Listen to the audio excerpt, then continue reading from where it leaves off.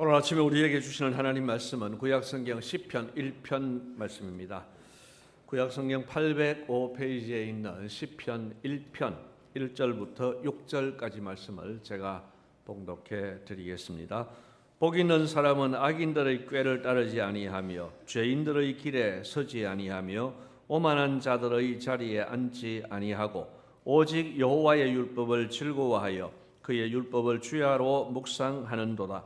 그는 시냇가에 심은 나무가 철을 따라 열매를 맺으며 그 잎사귀가 마르지 아니함 같으니 그가 하는 모든 일이 다 형통하리로다. 악인들은 그렇지 아니하며 오직 바람에 나는 겨와 같도다. 그러므로 악인들은 심판을 견디지 못하며 죄인들이 의인들의 모임에 들지 못하리로다. 무릇 의인들의 길은 여호와께서 인정하시나 악인들의 길은 망하리로다. 아멘. 사람은 누구나 복 있는 사람이 되기를 원합니다. 또 행복한 사람이 되기를 원합니다. 여러분도 행복한 사람이 되기를 원하시죠? 네, 복 있는 사람 되기를 원하시고요. 네. 자, 그런데 여러분 생각에는 누가 복 있는 사람인 것 같습니까?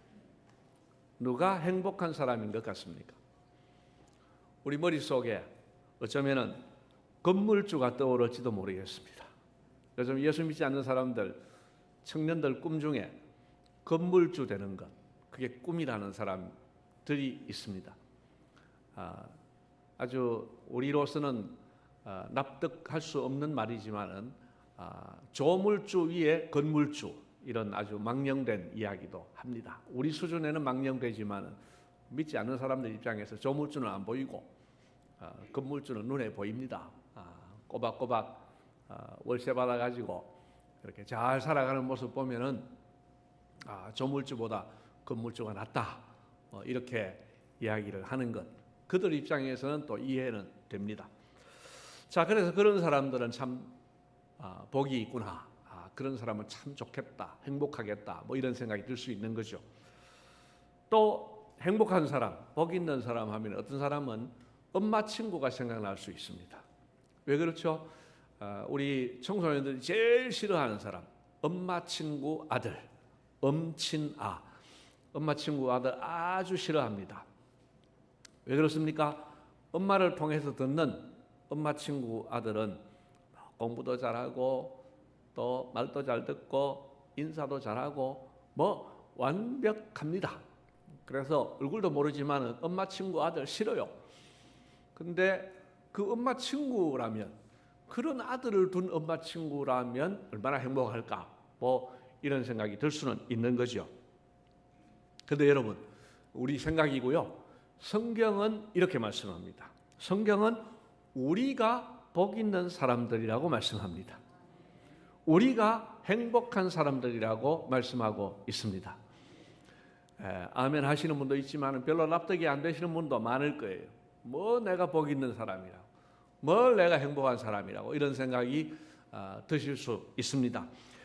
오늘은 시편 1편 말씀을 통해서 이 숙제를 풀려고 합니다. 왜 우리가 복 있는 사람들인지, 왜 우리가 행복한 사람들인지 오늘 말씀을 통해서 우리가 깨닫게 되고, 또 우리 모두가 복 있는 사람이다, 행복한 사람이다, 이 사실을 우리가 확신하면서 또 우리에게 주어진 이 행복을 누리면서 살아갈 수 있기를 축복합니다. 자, 우리가 왜 복 있는 사람들입니까? 첫째로는 우리가 믿음을 선물로 받아서 의인의 길을 걸어가기 때문에 우리는 복 있는 사람입니다. 우리는 모두가 악인으로 태어나서, 그리고 악인의 길을 걸어가다가, 그리고 아주 멸망당할 그런 사람들이었습니다. 자, 2주 전에 우리 교회에서 유아 세례를 베풀었는데요, 제가 유아 세례 문답을 할 때마다 꼭 물어보는 질문이 있습니다. 그것은 왜 이 아이에게 유아 세례를 받게 하려고 합니까?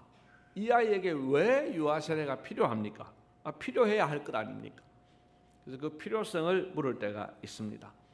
힌트는 세례라는 것은 씻는 예식입니다. 씻을 세자입니다. 뭘 씻는다는 겁니까? 죄를 씻는다는 거죠. 자, 그러면은 아니 지금 생후 몇 개월밖에 안 되고 많이 되어봐야 1, 2년 된 이 아이에게 무슨 죄가 있길래 이 아이에게 죄 씻음이 필요하냐 하는 것입니다. 여러분 이해가 안 될 수 있고 인정이 안 될 수 있습니다. 이렇게 예쁜 아이에게 무슨 죄가 있단 말인가. 그러나 여러분 사실은 그 예쁜 아이 속에 유감스럽게도 안타깝게도 죄의 뿌리가 심겨져 있습니다. 다만 아직 열매를 맺지 않았을 뿐입니다. 죄의 뿌리가 딱 심겨져 있어요. 그래서 때가 되면은 그 죄의 열매를 맺게 되는 겁니다. 사과나무가 심겨져 있으면요, 그 사과나무는 묘목 시절에는 열매를 맺지 않아요. 그러나 나중에 자라게 되면은 사과 열매를 맺습니다. 마찬가지로 죄의 묘목이 심겨져 있는데 그것이 나중에 열매를 맺게 되는 거예요. 여러분 아이 키워봐서 알겠습니다만은 한 2돌만 지나면요 아이들이 거짓말을 시킬 줄 압니다. 2돌만 지나면 거짓말 시킬 줄 알아요. 또 처음으로 외출을 해가지고 밖에 나가서 아이들을 만나고 그렇게 돌아오면은요 가서 좋은 말, 고맙습니다, 사랑합니다 이런 말 배워오지 않고요 욕을 배워옵니다. 여러분 거짓말은 안 가르쳤는데도 스스로 할 줄 알아요. 가서 좋은 말도 듣고 나쁜 말도 들었는데 나쁜 말을 배워와요. 여러분 그 속에 죄의 뿌리가 있기 때문에 그렇게 죄의 열매를 맺어 가는 겁니다. 우리는 이렇게 모두가 악인으로 태어났습니다. 그리고 사과나무가 사과 열매를 맺는 것처럼 우리는 죄인으로서 죄의 열매를 맺고 살아갑니다. 그리고 죽어서 영원한 지옥에 들어갑니다. 이것이 우리가 벗어날 수 없는 코스였습니다. 그런데 어느 날 성부 하나님께서 우리를 조건 없이 사랑하셔서 선택해 주셨습니다. 너는 내 아들이다. 너는 내 딸이다. 아무 조건 없이 아들, 딸로 선택해 주셨습니다. 그리고 성자 예수님은 우리의 죄를 씻어야 되기 때문에 우리의 죄를 대신 지시고 십자가 위에서 죽으셨고 또한 부활하셨습니다. 또한 성령님께서는 우리의 이 돌 같은 마음을 부드럽게 하셔서 감동 주셔서 그 예수님을 우리의 구주로 믿게 해 주셨습니다. 여러분 나를 하나님의 자녀 삼기 위해서 성부, 성자, 성령 삼위 하나님이 총동원되셔서 우리에게 이 고귀한 믿음을 선물로 주셨습니다. 할렐루야. 여러분 이 복은요, 이 선물은요, 이 세상에서 받을 수 있는 어떤 선물보다도 비교할 수 없는 소중한 선물입니다. 이 금보다 귀한 믿음을 선물로 받은 우리는 이제는 의인으로서 의인의 길을 걷게 되었습니다. 물론 때로는 악인의 길을 기웃거리기도 하고 또 악인의 길을 걸을 때도 있습니다. 여러분 멀리 갈 것 없이 지나간 한 주간에 우리의 삶을 한번 돌아보십시오. 여러분 지나간 한 주간 동안 우리가 이 악인의 길을 기웃거린 적 없습니까? 또는 악인의 길을 걸어갔던 적이 없습니까? 예, 우리가 인지를 하고 있든 없든 간에 우리는 사실은 악인의 길을 기웃거리면서 또 악인의 길을 실제로 걸으면서 그렇게 살아온 것이 사실입니다. 물론 정도 차이는 있을 겁니다. 제 선배 목사님이 지금은 돌아가셨습니다만 아주 유머가 있는 분이었습니다. 그분이 교인 한 100몇십 명 되는 교회를 목회하고 있었는데요. 개척교회 목사님들 만나면 5명, 10명 교인 목사님들 만나면요. 이 목사님이 그렇게 말씀하셔요. 너그 교회 1000명 안 보이지? 우리 교회도 1000명 안 보인다. 빚이 많은 교회 목사님을 만나면 너그 교회 빚이 100억 안 되지? 우리도 100억 안 된다. 그러면서 그렇게 위로해주고 그렇게 한번 웃어 넘기는 그런 아주 유머가 있는 분이었습니다. 자, 그렇다고 해서 이 교회하고 저 교회가 똑같느냐? 똑같지는 않습니다. 그래서 그 말은 한편으로는 맞는 말이고 한편으로는 틀린 말이죠. 여러분 우리 모두가 악인의 길을 기웃거리고 때로는 그 길을 걷는다고 할 때도 원론적으로는 맞는 말입니다. 그러나 내가 정말 악한 마음을 가지고 있는데, 내가 정말 해서는 안 될 죄를 범하고 있는데 이것마저도 다른 사람도 다 똑같이 내처럼 살 거야. 그거는 틀린 말이에요. 그래서 내가 가지고 있는 이 악을 다른 사람도 다 그럴 거라고 그렇게 일반화하시면 안 됩니다. 아무튼 높아심에서 이런 설명을 드렸습니다마는 원론적으로는 우리 모두가 다 악인의 길을 기웃거리고 또 악인의 길을 걸어가기도 합니다. 그런데요, 참 다행스러운 사실이 있습니다. 그것은요, 여러분 곰곰이 생각해 보십시오. 우리 모두가 자주 넘어지지만 그래도 의인의 길을 걸어가려는 마음의 소원은 있습니다. 여러분, 의롭게 살고 싶지 않으세요? 여러분, 하나님 말씀대로 살고 싶지 않습니까? 그 마음이 우리한테 있는 거예요. 여러분, 그것 자체가 우리에게 주신 복이고 그것이 바로 의인이라는 증거입니다. 여러분, 예수 안 믿는 사람들은요, 하나님 말씀대로 못 사는 것에 대해서 고민하지 않아요. 고민하지 않고 자기 마음대로 살아요. 그러나 우리에게는 고민이 있어요. 그건 뭡니까? 결국은 우리가 하나님의 백성으로서 살아간다는 겁니다.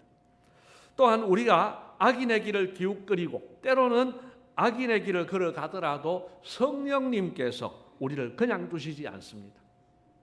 마음에 찔림을 주시기도 하고 또 불현듯 말씀이 생각나기도 하고 또는 어떤 계기를 만들어 주시기도 하고, 그래서 우리가 악인의 길에 머물지 않도록, 계속 악한 길로 가지 않도록 하나님께서 역사해 주십니다. 여러분, 우리를 다시 의인의 길로 돌아오게 하시는 성령의 은혜가 우리에게 있습니다. 다시 말씀드리면 성령님은 우리를 지옥 가도록 버려 두시지 않습니다. 반드시 우리를 천국까지 인도해 주실 줄로 믿습니다. 이것이 우리에게 주어진 큰 은혜입니다. 여러분, 우리가 이 크고 놀라운 은혜를 받았으니 우리는 복 있는 사람들이며 행복한 사람들인 줄로 믿습니다. 여러분, 이 사실을 믿고 이 행복을 누리면서 살아가시기를 주님의 이름으로 축복합니다. 자, 두 번째로는 왜 우리가 복 있는 사람들이냐? 하나님께서 의인의 길을 걸어가는 우리에게 형통함을 주시기 때문입니다. 여러분, 3절 말씀을 한번 보십시오. 3절 말씀 같이 읽겠습니다.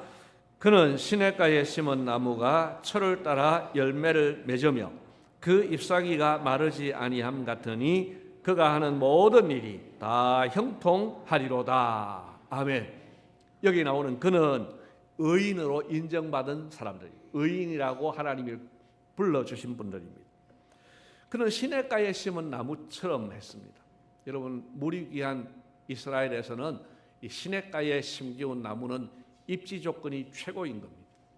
그래서 충분한 물을 공급을 받는 가운데 철을 따라 열매를 맺고 또 그 잎사귀가 마르지 아니하는데 바로 의인의 길은 그렇게 형통하다 하는 것입니다. 여러분, 공의롭고 공정하신 하나님께서 의롭게 행하는 성도들을 반드시 형통케 해 주신다는 겁니다.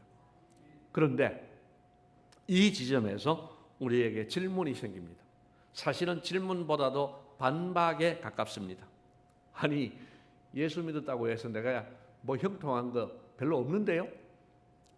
오히려 예수 믿고 나서 더러운데요? 이런 사람도 있습니다. 지난주에 살펴본 대로 욥을 보세요. 욥이 그렇게 어려움 당했는데 뭘 형통합니까? 형통하기는커녕 고생만 하다가 순교한 사람은 뭐 어떻게 됩니까? 이런 질문들 말입니다. 이런 반박들 말입니다. 여러분, 이런 질문들은요, 수천 년 동안 있어 온 질문들입니다. 우리 성경에도 많이 언급된 질문들입니다. 우리에게 그런 고민이 있습니다.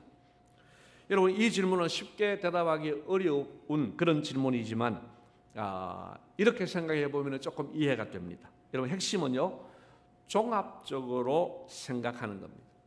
종합적으로 생각해야만 설명이 되고 이해가 됩니다. 어떤 종합이냐? 여러분, 보이는 것만 생각하지 말고 보이지 않는 것도 생각해야 된다는 겁니다. 보이는 것과 보이지 않는 것의 종합입니다. 여러분, 보이는 것은 무엇입니까? 우리가 건강하게 사는 것, 아프게 사는 것 보이는 겁니다. 또한 재물이 많고 적은 것 보이는 거예요. 또한 가시적인 성공을 했느냐 실패했느냐 이런 것들은 보이는 것들입니다. 반면에 보이지 않는 것들은 기쁨, 행복, 위로, 또는 어떤 어려운 일을 당했는데 그것을 감당할 힘, 이런 것들은요 보이지 않는 거예요. 여러분, 의인들이 이 땅에서 보이는 바 건강을 잃을 수 있고 가난할 수 있고 보이는 성공을 못하고 실패할 수 있습니다. 그런데 하나님께서는 보이지 않게 이 의인들과 함께 동행해 주십니다. 그러면서 감당할 힘을 주시고 위로를 주시고 기쁨을 주시고 행복을 주십니다. 그래서 행복한 삶을 살게 하십니다. 여러분, 이런 보이지 않는 부분을 함께 종합적으로 생각해야 된다, 이 말씀입니다. 또한 어떤 면에서 종합적이냐? 지금만 생각하지 말고 길게 생각해야 된다 하는 것입니다. 10년, 20년 후 혹은 내가 죽은 이후에 내 자손들까지도 우리가 종합적으로 생각해야 됩니다. 여러분, 여기 연령대가 다 다양합니다만은 인생을 한 절반 이상 좀 살았다고 생각하시는 분들 한번 생각해 보십시오. 지나온 날들을 한번 돌아봐 보십시오. 지나온 날 어려운 일, 억울한 일, 절망적인 일 등등 고통스러운 일이 많았지만 그 모든 것들이 주의 약속대로 합력하여 선을 이루었다고 생각하지 않습니까? 저는 그렇게 생각합니다. 제가 오래 살지 않았지만 지나온 인생을 쭉 돌아보면서 인생에 이런 어려움도 있고 저런 어려움도 있고 억울한 일도 있었고 여러 가지 정말 절망적인 상황도 있고 했었지만 그 모든 것들이 이만큼의 인생을 살고 보니까 합력하여 다 선을 이루었다, 이 말씀입니다. 물론 아직까지 100% 다 이해되는 건 아니에요. 그런데 한 99% 이상은 그때 그런 일들이 내게 합력하여 선을 이루었구나 하고 확신이 되는 겁니다. 여러분, 하나님은 우리에게요 모든 것을 합력하여 선을 이루어 주시겠다고 약속해 주셨습니다.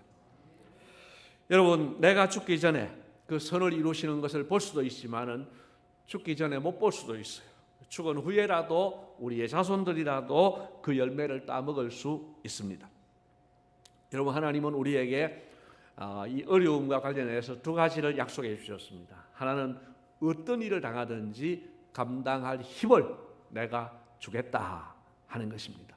여러분, 또 한 가지 약속은 뭡니까? 모든 일은 합력하여 선을 이루어 주겠다고 약속하셨습니다. 곰곰이 생각해 보면요, 이 두 가지면은 다 만족스러운 거예요. 여러분, 어떤 어려움이 있습니까? 어떤 어려움이든지 하나님께서 감당할 힘을 주실 줄을 믿으시기를 바랍니다. 또한 그 모든 것들이 정말 답답하고 정말 내한테 도움이 안 되는 것 같고 정말 손해보는 것 같지만 그 일마저도 하나님은 합력하여 선을 이루어 주시는 것입니다. 그런데 그것은 아무에게나 주어지는 복은 아닙니다. 하나님의 아들로 하나님의 딸로 부름받은 우리들에게만 적용되는 복인 줄로 믿습니다. 그 복을 받았기 때문에 우리는 참으로 복 있는 사람들이다, 이 말씀입니다. 여러분, 우리는 확실히 복 받은 사람들이며 행복한 사람들입니다. 믿으시기를 바랍니다. 마지막 세 번째로, 최후 심판 때 하나님께서 우리를 인정해 주시기 때문에 우리는 복 있는 사람들입니다. 여러분, 오늘 본문 5절과 6절을 한번 보십시다. 5절과 6절 말씀 같이 읽습니다. 그러므로 악인들은 심판을 견디지 못하며 무릇 의인들의 길은 여호와께서 인정하시나 악인들의 길은 망하리로다. 아멘. 앞서 의인들의 형통함을 생각할 때에 종합적으로 봐야 한다는 말씀을 두 가지로 드렸습니다. 이 종합적으로 봐야 될 것이 하나 더 있습니다. 그것은 뭐냐 하면은 이 세상만 보지 말고 죽음 이후도 봐야 한다, 이 사실입니다. 여러분, 많은 사람들이 죽음 이후에는 아무것도 없다고 끝이라고 주장합니다. 죽음의 끝이지 뭘 죽음 이후가 있어. 사실은 그렇게 믿고 싶은 거예요. 죽음 이후에 아무 일도 없기를 그렇게 바라고 믿고 싶은 거예요. 그러나 성경은요, 죽음 이후에 영원한 세상이 있다고 시종일관에서 우리에게 가르쳐주고 있습니다. 어느 귀퉁이에 한 군데만 쓰여 있는 말씀이 아닙니다. 성경을 전체적으로 관통하는 큰 주제는 죽음 이후에 영원한 세상이 있다는 것입니다. 여러분, 비유를 한다면요, 우리의 본향은 천국인데 이 세상에 지금 출장을 나와 있는 거예요. 출장 나온 거예요. 출장을 왔으면은 그 맡은 일을 잘 수행해야 되고, 또 출장을 보낸 회사는 그 직원에게 편의를 제공해야 되는 거죠. 우리의 출장도 마찬가지입니다. 하나님께서 우리를 출장 보내셨어요. 그래서 우리는 이 땅에서 사명이 있습니다. 그래서 출장 나온 사람으로서 그 사명을 충실하게 감당을 해야 되는 거예요. 하나님은 거기에 필요한 것들을 보내주셨습니다. 의식주를 주시고 지금 우리가 가지고 있는 모든 것들을 하나님께서 주신 것입니다. 그리고 출장을 마치고 돌아가면 출장 가서 한 일에 대한 평가를 반드시 받게 됩니다. 결산 보고도 해야 되는 거죠. 성과 보고도 해야 되는 거죠. 여러분, 우리는 모두가 이 땅을 떠나서, 출장지인 이 땅을 떠나서 이제 떠나는 것은 현장에 복귀하는 겁니다. 하나님 앞에 가는 거예요. 그때 우리는 최후 심판대 앞에 서게 됩니다. 그때 심판장이신 하나님께서 우리의 인생 전체에 대해서, 바로 출장 가서 했던 모든 행위에 대해서 최종 판결을 우리가 하나님 앞에 받게 됩니다. 그리고 그 결과에 따라서 영원한 천국과 지옥이 결정되는 겁니다. 여러분, 예수님 때문에 순교한 분들을 생각해 보십시오. 제가 종교개혁지 탐방 이전과 이후에 얀 후스라는 분을 몇 번 언급을 했습니다. 저 체코에 태어난 사람인데 종교개혁자들인 루터나 칼빈보다도 훨씬 더 일찍 이런 루터나 칼빈과 같은 그런 성경대로의 주장을 하다가 화형을 당했습니다. 불태워 죽임을 당했습니다. 여러분, 그런 사람의 인생은 어떻게 되는 겁니까? 여러분, 우리가 볼 때는 비참한 것 같습니다. 그러나 아닙니다. 그 사람에게 주신 은혜가 있어요. 어떤 은혜입니까? 하나님은 그 화형을 당하는 그 고통 가운데서도 감당할 힘을 주셨습니다. 감당할 힘을 주셨기 때문에 배도하지 않고 그것을 감당할 수 있었던 겁니다. 또한 하나님은 그것을 합력하여 선을 이루게 하셨습니다. 종교개혁이라고 하는 큰 일을 이루셨고, 교회다운 교회, 오늘 우리처럼 이렇게 말씀을 그대로 믿는 이런 교회를 만드는 일에 그는 그렇게 이제 그의 죽음이 그렇게 사용된 겁니다. 또한 그는 이 땅에서는 짧은 인생을 살았습니다. 정확하게 몇 년 살았지도 몰라요. 왜냐하면 죽은 날은 아는데 태어난 날은 잘 몰라서, 그래서 대략 45살쯤 산 걸로 그렇게 말씀을 합니다. 여러분, 45년이라는 짧은 인생을 살았지만은 그는 저 영원한 천국에서 말할 수 없는 기쁨과 감격을 누리고 있습니다. 그렇다고 하면은 그의 인생은 어떻습니까? 그의 인생은 실패한 인생이 아닙니다. 하나님께서 그의 길을 형통하게 이끌어 주신 것입니다. 여러분, 하나님은 의인의 길을 걷는 사람들에게 이런 복된 천국을 선물로 주시는 겁니다. 혹 천국과 지옥에 대해서 말씀을 드리면은 그걸 어떻게 믿습니까? 목사님, 증명할 수 있습니까?